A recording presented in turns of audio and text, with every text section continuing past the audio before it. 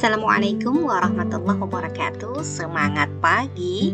Kita ada di pertemuan ketiga dengan tema lembaga keuangan syariah.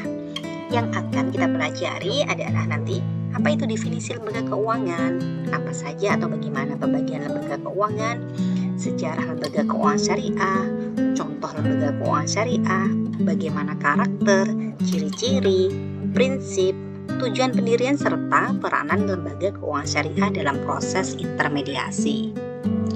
Kita awali dari definisi lembaga keuangan. Menurut Surat Keputusan Menteri Keuangan Republik Indonesia Nomor 792 Tahun 1990, lembaga keuangan adalah semua badan yang kegiatannya bidang keuangan melakukan penghimpunan dan menyalurkannya kepada masyarakat, terutama guna membiayai investasi perusahaan. Sedangkan menurut Undang-Undang Nomor 14 Tahun 1967, lembaga keuangan adalah badan yang memiliki kegiatan menarik dana dari masyarakat yang kemudian menyalurkannya kembali kepada masyarakat. Sekarang bagaimana pembagian lembaga keuangan? Lembaga keuangan terbagi menjadi dua, yaitu lembaga keuangan bank dan lembaga keuangan bukan bank atau juga disebut lembaga keuangan non-bank. Persamaan dari keduanya adalah baik bank maupun non-bank adalah menghimpun dan menyalurkan dana dari masyarakat sebagai intermediator antara pihak yang kelebihan dan kekurangan dana, memberikan efisiensi transaksi barang dan jasa bagi pelaku ekonomi, serta memberi fasilitas likuiditas sesuai kebutuhan pemilik dana. Sedangkan perbedaannya, untuk bank boleh melakukan atau menghimpun dana secara langsung melalui tabungan, deposito, dan giro, serta boleh juga yang tidak langsung melalui surat berharga maupun penyertaan modal. Sedangkan lembaga bukan bank hanya boleh melakukan penghimpunan dana secara tidak langsung. Lalu bank boleh mencetak uang, menentukan suku bunga bank, dan menciptakan uang giral. Misalnya nanti dipegang oleh Bank Sentral Indonesia. Sedangkan lembaga keuangan bukan bank tidak diizinkan melakukan kegiatan tersebut. Contoh dari lembaga keuangan bank misalnya seperti sudah kita sebut, salah satunya tadi Bank Sentral yaitu Bank Indonesia, bank umum, bank seperti Bank Mandiri, BCA, BNI, maupun bank perkreditan rakyat. Sedangkan contoh lembaga keuangan bukan bank misalnya asuransi, pegadaian, pasar modal, KSP, dana pensiun, leasing, maupun BMT. Kita menuju ke sejarah lembaga keuangan syariah. Diskusi mengenai sejarah LKS tidak bisa dilepaskan dari pembahasan mengenai kemunculan perbankan syariah yang merupakan embrio dari LKS di seluruh dunia pada era 1940-an. Ide-ide tentang LKS atau bank yang bebas bunga sudah mulai bermunculan.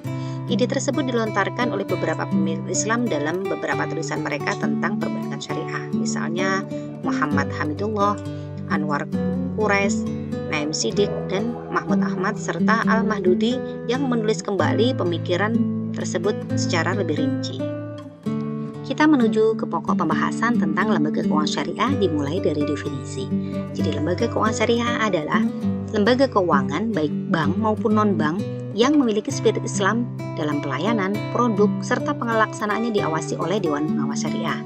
Dari pengertian ini dapat disimpulkan bahwa lembaga keuangan syariah mencakup semua aspek keuangan, baik persoalan perbankan, kerjasama pembiayaan, keamanan, asuransi, dan lain sebagainya yang berlangsung di luar konteks perbankan. Misalnya nanti asuransi, pegadaian, reksadana, pasar modal, BPRS, maupun BMT.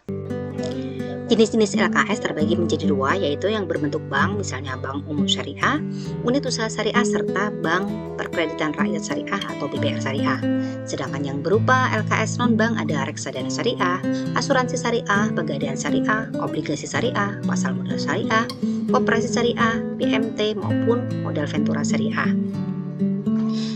Apa saja karakter dari LKS? Yang pertama tentu saja keadilan, yakni berbagi keuntungan atas dasar penjualan real sesuai kontribusi dan resiko masing-masing pihak. Berbeda dengan lembaga keuangan konvensional yang menerapkan sistem bunga. Untung ataupun rugi harus tetap membayarkan bunga sesuai dengan kesepakatan di awal. Yang kedua adalah kemitraan, yang berarti posisi nasabah maupun pengguna dana serta lembaga keuangan itu sendiri sejajar sebagai mitra usaha yang bersinergi untuk memperoleh keuntungan. Karakter yang ketiga adalah transparansi, di mana lembaga keuangan syariah akan memberikan laporan keuangan secara terbuka dan berkala kepada investor untuk mengetahui kondisi dananya. Karakter yang terakhir adalah universal, artinya LKS tidak membedakan suku, agama, ras, dan golongan darah masyarakat sesuai dengan prinsip Islam sebagai rahmatan lil alamin.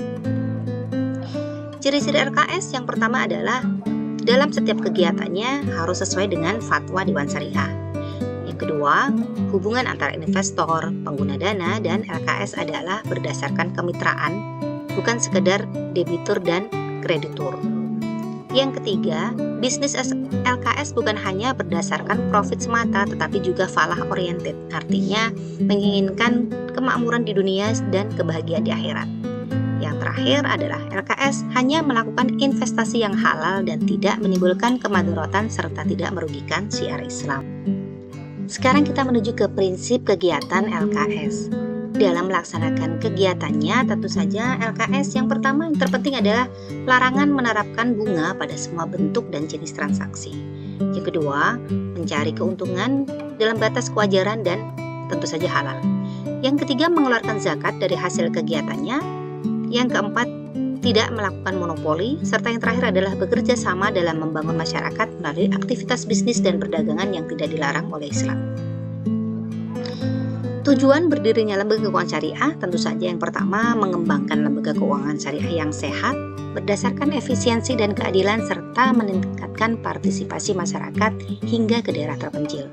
Yang kedua, meningkatkan kualitas kehidupan sosial ekonomi melalui peningkatan kualitas dan kuantitas usaha, peningkatan kesempatan kerja dan peningkatan penghasilan masyarakat. Yang ketiga, meningkatkan kualitas hidup dari masyarakat melalui pendidikan dan membimbing masyarakat untuk selalu bertindak dan berpikir secara ekonomi dan berperilaku bisnis. Sekarang kita ada di peranan lembaga keuangan syariah dalam proses intermediasi. Yang pertama sebagai pengalihan aset, artinya LKS berperan mengalihkan aset dalam bentuk pinjaman dan dana kepada pihak lain dalam jangka waktu tertentu, di mana dana pembiayaan itu diperoleh dari tabungan masyarakat. Yang kedua, peran sebagai likuiditas, di mana LKS menyediakan uang tunai pada saat dibutuhkan. Yang ketiga, sebagai realokasi pendapatan, yaitu LKS sebagai tempat realokasi pendapatan untuk persiapan di masa depan. Misalnya, nasabah menabung atau menyimpan dana di LKS untuk pendidikan anak, untuk kebutuhan kurban, hari raya, tabungan haji, dan seterusnya. Peranan yang keempat adalah transaksi, di mana LKS menyediakan jasa untuk mempermudah transaksi moneter, misalnya transfer, clearing, dan giro. Yang terakhir tentu saja efisiensi, di mana LKS bisa menurunkan biaya transaksi dan mempertemukan serta memperlancar transaksi kepada pihak-pihak yang memerlukan. Misalnya, ada orang dari Bandung memesan seperangkat reog dari Ponorogo. Tentu saja tidak harus datang ke Ponorogo untuk membayar. Cukup dengan transfer antar rekening, kemudian seperangkat peralatan reog akan dikirim ke Bandung. Nah, sekarang tugas kalian adalah menyebutkan LKS yang ada di sekitar kalian. Bisa bank syariah, unit usaha syariah, PPRS, koperasi syariah, pegadaian syariah, asuransi syariah, serta lembaga pembiayaan syariah lainnya. Sebutkan nama dan lokasinya ada di mana. Yang kedua, apa peran dan manfaat dari LKS tersebut yang sudah dirasakan oleh masyarakat di sekitar kalian? Sebutkan minimal 3 saja. Tetaplah menjadi baik dengan versi dirimu sendiri. Tidak perlu memaksa menjadi orang lain, karena dokumen asli lebih berharga daripada fotokopiannya meskipun sudah dilegalisir. Wassalamualaikum warahmatullahi wabarakatuh.